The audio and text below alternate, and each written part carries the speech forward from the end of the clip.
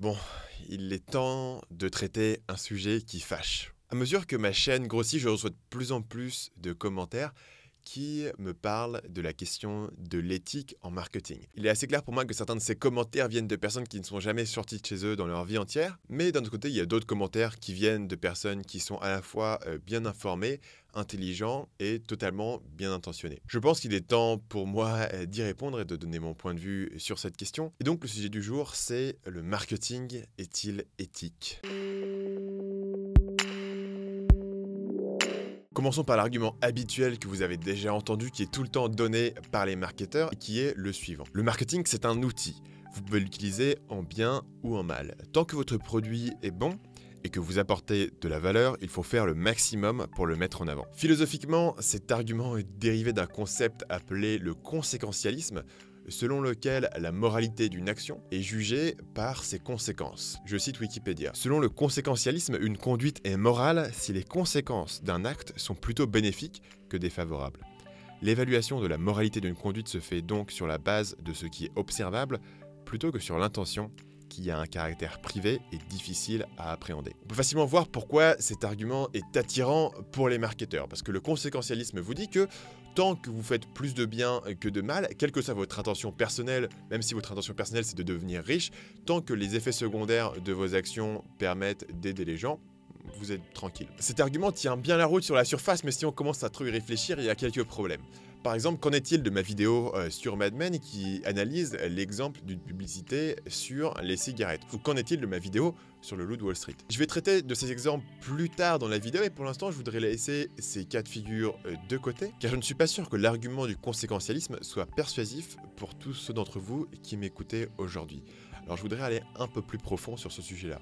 Si on prend un point de vue un peu plus large et qu'on essaye d'expliciter l'objection classique pour le marketing, je pense qu'on arriverait à peu près à ça. Le marketing déforme la réalité. Pourquoi ne pas présenter les choses de façon objective et laisser les gens arriver à leurs propres décisions? Sur la surface, cet argument semble parfaitement raisonnable, mais si on le décompose, on découvre que derrière cet argument se cachent deux suppositions qui sont les suivantes. Numéro 1, l'être humain est une créature rationnelle. Et numéro 2, le marketing déforme la réalité pour nous rendre irrationnels. Et on commence à avoir un petit problème puisque aucune de ces deux suppositions ne tiennent la route. Commençons par traiter numéro 1, l'être humain est une créature rationnelle. Donc je vous accorde qu'il fut un temps où les philosophes pensaient que l'être humain est une créature rationnelle qui de temps en temps va faire des erreurs, en général des erreurs dues à l'impact excessif des émotions ou quelque chose comme ça. Mais la psychologie comportementale a démontré depuis les années 70 que l'esprit humain est en réalité une collection de biais, de préjugés, d'erreurs, d'émotions, de raccourcis, etc. Pour vous donner un seul exemple, vous pouvez aller lire le travail du psychologue israélien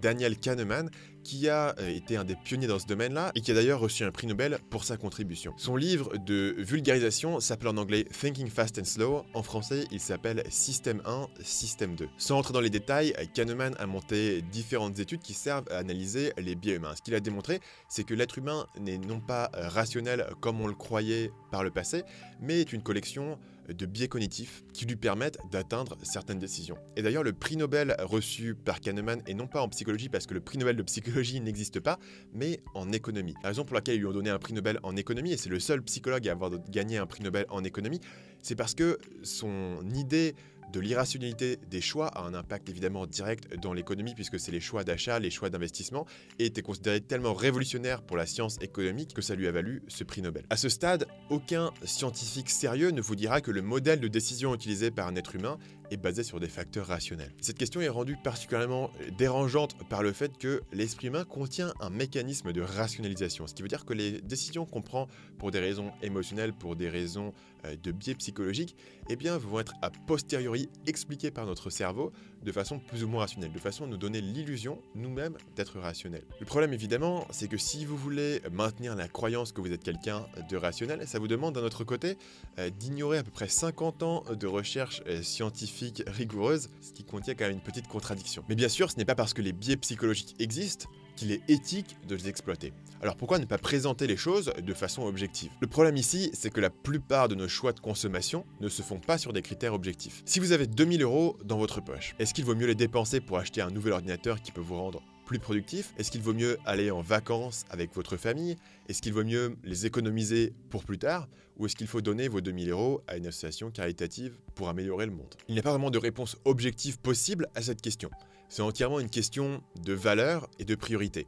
Et comme ces valeurs et priorités ne sont pas fixes, elles sont influençables. Et naturellement, différentes personnes vont tenter d'influencer vos choix avec le marketing pour vous convaincre d'acheter l'ordinateur, les vacances, de donner votre argent à une association caritative ou de l'investir. Et de mon point de vue, si on part du principe que la liberté d'expression est une bonne chose, alors le marketing est une bonne chose. Chaque individu et chaque entreprise a l'occasion de vous donner ses arguments et au final, vous allez pouvoir faire votre choix. Tant que ces deux conditions sont remplies, c'est-à-dire numéro 1, il y a une liberté pour chacun de présenter ses arguments et numéro 2, il y a une liberté de choix pour le consommateur, alors le marketing est une conséquence totalement logique et inévitable. Il me semble que la seule façon de vivre sans marketing, c'est d'avoir un système autoritaire qui contrôle tous les moyens d'expression. Une réponse logique à l'argument que je viens de faire serait la suivante. Je comprends que le marketing est une conséquence inévitable de la nature humaine, mais certaines formes de marketing persuadent les gens de faire des choses clairement nocives, comme par exemple fumer, jouer au loto ou regarder TF1. Le problème avec cet argument est que chaque être humain a ses propres perceptions, émotions, préjugés et envies. Et qui vous donne l'autorité de juger les décisions des autres? Pour prendre l'exemple du loto, certaines personnes vous expliqueront avec une grande arrogance que les probabilités ne sont pas de votre côté et que donc tous ceux qui jouent au loto sont des idiots. Mais bien sûr, les gens qui jouent au loto savent que les probabilités ne sont pas de leur côté et ils savent qu'ils ont très peu de chances de gagner. Mais peut-être que le ticket de loto leur donne la permission de rêver pendant quelques heures ou pendant quelques jours,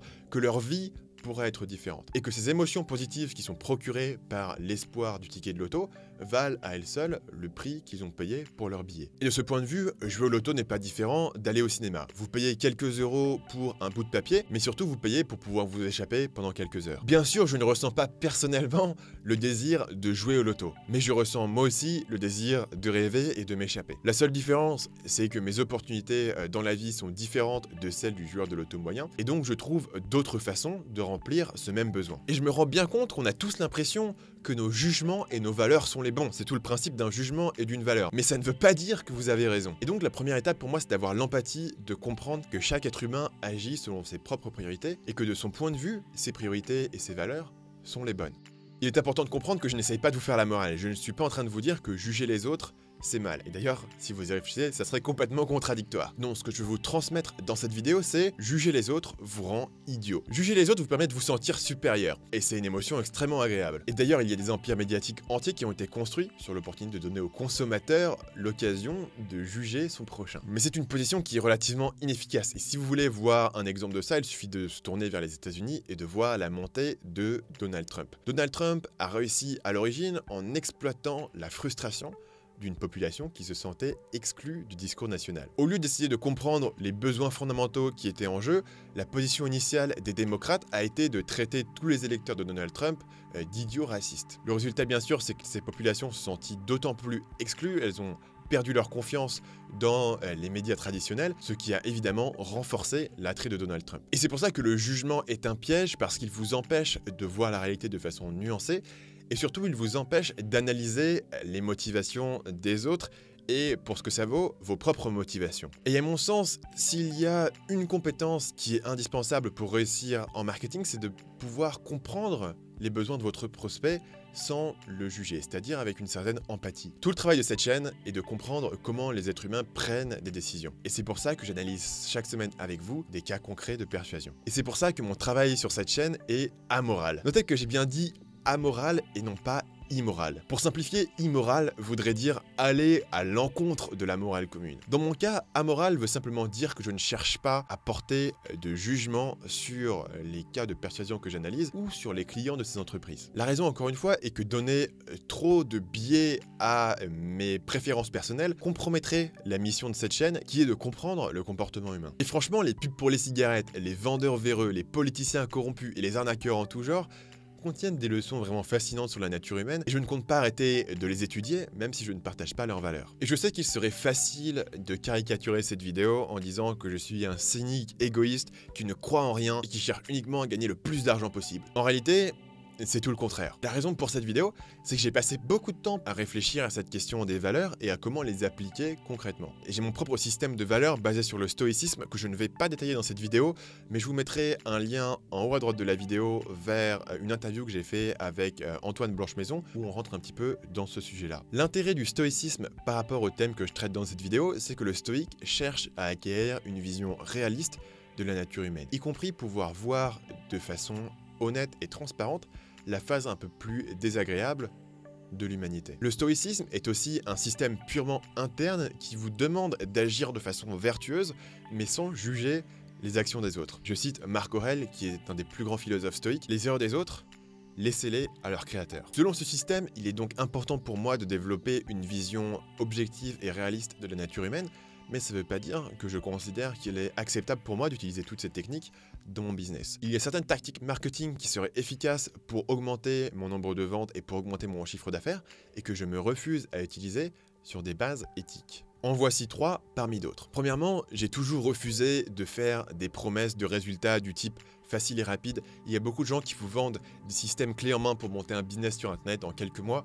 C'est des promesses qui sont très efficaces en termes de vente parce que psychologiquement, ils tapent tous les bons angles. Mais selon moi, ça donne une vision irréaliste de vos probabilités de succès et donc je me refuse totalement à les utiliser. Et au contraire, souvent mes pages de vente vont insister sur le risque et sur la difficulté. Deuxièmement, quand j'ai quelque chose à vendre, je vais annoncer dès le départ que un pitch de vente arrive. Donc si vous êtes abonné à ma liste email et que j'ai une séquence email de vente, vous allez dès le premier email avoir une mention que j'ai quelque chose à vous vendre. Pareil, si vous venez à un de mes webinaires et que j'ai quelque chose à vendre, je vous dirai dès la première slide qu'il y aura un pitch de vente à la fin du webinaire. Je ne suis bien sûr pas obligé de faire comme ça et je pense que ça me fait probablement perdre une partie de mes prospects, mais pour moi, selon mon système personnel de valeurs, ça fait partie du contrat que j'ai avec vous, où j'essaye de communiquer de façon transparente, y compris dans le marketing. Et pour conclure sur une dernière tactique que je n'utilise pas alors qu'elle serait efficace, je n'utilise pas tout ce qui donne une impression fausse d'un temps limité. En particulier, toute la technique des compteurs Evergreen qui donne essentiellement l'impression que votre produit est en vente pour une durée limitée, alors que ce n'est pas le cas.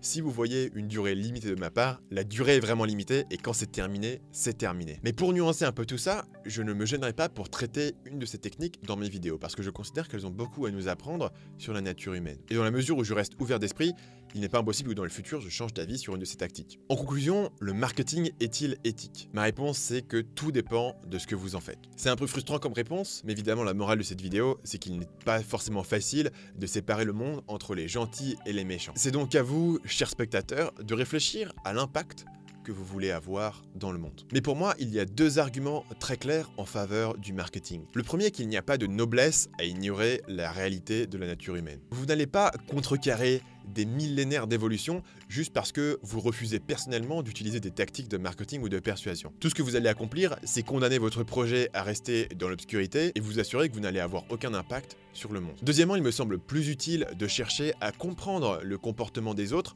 plutôt que de les juger de façon prématurée, de façon à pouvoir avoir un sens de supériorité personnelle. Si un business réussit alors qu'il n'est pas éthique, il y a bien une raison. Allez-vous chercher à comprendre cette raison ou allez-vous vous réfugier dans un sens de supériorité illusoire? Selon moi, tout le monde a quelque chose à nous apprendre. Mais bien sûr, cultiver un degré d'objectivité dans votre jugement ne vous empêche pas de défendre des valeurs dans votre travail. Le marketing par les valeurs peut se révéler hautement efficace et gratifiant. Et si vous voulez en savoir plus sur ce sujet, j'ai fait une vidéo qui s'appelle le marketing par les valeurs et qui prend Steve Jobs comme exemple. Je vous mettrai le lien en haut à droite de la vidéo. Pour terminer, je sais que cette vidéo est très différente de ce que je fais d'habitude sur cette chaîne, mais je voulais avoir l'occasion d'exprimer mon opinion sur cette question. Je sais que j'ai été assez loin dans mon argument et que la grande majorité d'entre vous ne seront pas d'accord avec moi. Si c'est votre cas, n'hésitez pas à me laisser un commentaire sous la vidéo parce que je vais lire l'ensemble de vos commentaires et je suis pour le coup vraiment curieux de savoir ce que vous en pensez. Si vous n'êtes pas encore abonné à cette chaîne, faites-le en cliquant ici. Si vous êtes déjà abonné, laissez-moi un like sur la vidéo et si je vous ai convaincu avec mon argument sur le marketing, vous pouvez cliquer en dessous de moi pour télécharger mon guide ultime du site web persuasif qui vous expliquera comment appliquer le marketing éthique et efficace sur votre site web.